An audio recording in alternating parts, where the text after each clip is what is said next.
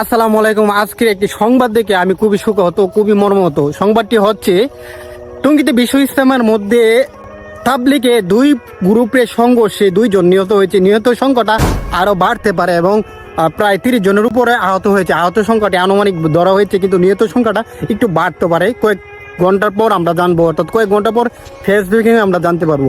তো এই বিষয়টা দেখে আমার খুব মর্মাহত, খুবই শোকাহত। এই বিষয়টা দেখে আমি একটি ঘটনার কথা মনে হয়ে গেছে। এই ঘটনা কেন হয়েছে, কেন হচ্ছে, এই বিষয়টা আমি একটু পরে বলবো। এর আগে আমি একটু ঘটনা আপনাদেরকে বলি। ঘটনা বলতে আমার একটা অভিজ্ঞতা থেকে আমি আপনাদের বলতেছি। এটা হচ্ছে 2023-এর ঘটনা। 2023-এর মাঝখানে একটি ঘটনা হয়েছে। ইসরায়েলের প্রোডাক্ট আমরা যে সময় বয়কট করি ওই সময়ের ঘটনা হচ্ছে আমরা হচ্ছে ফিলিস্তিনি পক্ষ হয়ে দুজন মোড়ে আমাদের যে বৈরবের যত আলেম উলামারা রয়েছে সবাই সম্মিলিতভাবে একটি ডাক দিয়েছিল। তখন সুন্নি হেফাজত কোন যত ইসলামপন্থী দল রয়েছে সবাই কর্মসূচির মধ্যে যোগ দিয়েছিল। এখন হচ্ছে ওইখানে আমাদের যে সমাবেশটা হয়েছিল, ওই সমাবেশটা হচ্ছিল বৈরব বাস স্ট্যান্ডের মধ্যে। আর বাস স্ট্যান্ডের মধ্যে হয়ে আমরা যে দলগুলি রয়েছে সব দল কিন্তু একসাথে হয়েছে না। যারা তাবলিগ লীগের রয়েছে, হেফাজত ইসলামের রয়েছে, এরা হচ্ছে এই বৈরবের দুজন মোড়ের মধ্যে স্লোগান দিচ্ছে বিশ্ব মুসলিম এক হও, এক হও।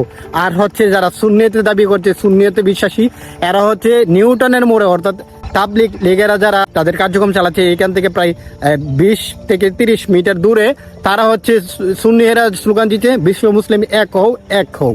এখন আমরাও এখানে ছিলাম, আমিও আছিলাম। তখন আমি একটি জিনিস উপলব্ধি করছি আর কি, সারা মুসলিম উম্মাকে ডাক দিয়েছি যে এক হওয়ার জন্য, অথচ তাদের মধ্যে 20 মিটার দূরত্বের মধ্যে এক হচ্ছে না।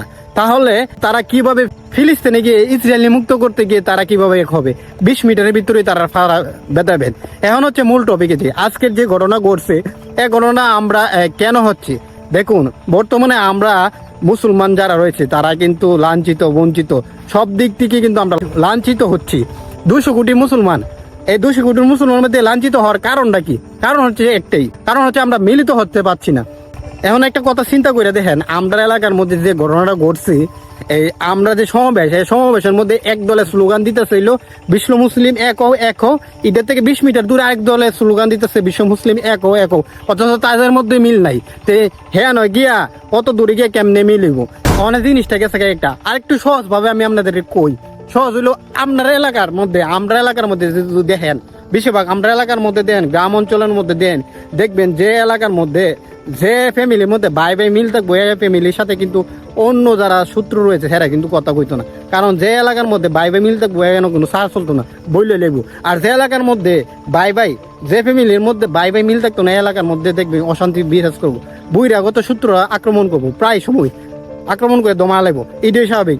বর্তমান যে পরিস্থিতি, মুসলমান উম্মার যে পরিস্থিতি, এই পরিস্থিতির প্রেক্ষাপটে আমরা যেটা কইতারি আর কি, আমি বাস্তব প্রমাণ যেটা পাইছি, আমি যেটা বুঝি, আমার ক্ষুদ্র নলেজে যেটা আমি বুঝতেছি, এটা হলো মুসলমানের একত্রতা নাই, এক নাই।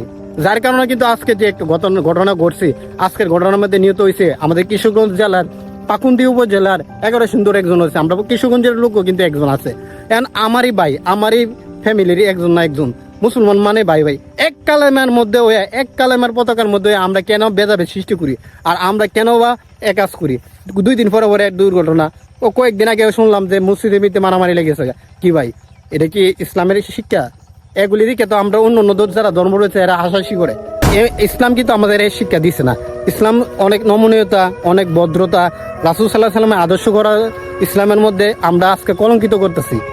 সারা অংশের মধ্যে যাই, আমি যেটা বুঝে জানতে চাইতেছি এটা হলো ভাই, আমরা এক হই, আকিকাগত সমস্যা থাকতে পারে। এখন হচ্ছে আমরা মূল কথা হচ্ছে আমরা হলো মুসলমান, রাসূল সাল্লাল্লাহু আলাইহি ওয়াসাল্লামের জীবন আদর্শ করে তুললা আমরা হলো আল্লাহর ইবাদত করি।